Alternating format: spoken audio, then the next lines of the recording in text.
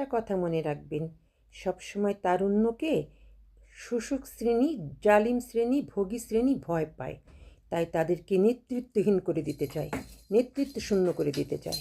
সেজন্যই তো হাদিকে মেরে ফেলা হয়েছে, যেন তারুণ্য জাগতে না পারে, তারুণ্যের উত্থান না হয়।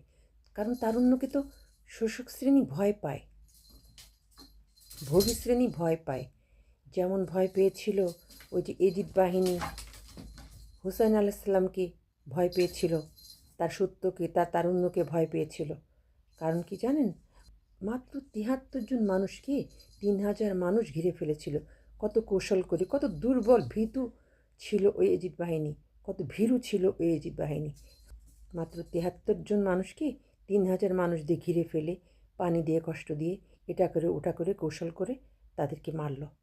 কত ভীরু কাপুরুষ ছিল! মাত্র ৭৩ জন মানুষকে ওই ৩,০০০ মানুষ দিয়ে ঘিরে ধরে, এটা ভীরুতার লক্ষণ। ভীরু, এটা তো ভীরু কাপুরুষ। এরা কৌশল অবলম্বন করে।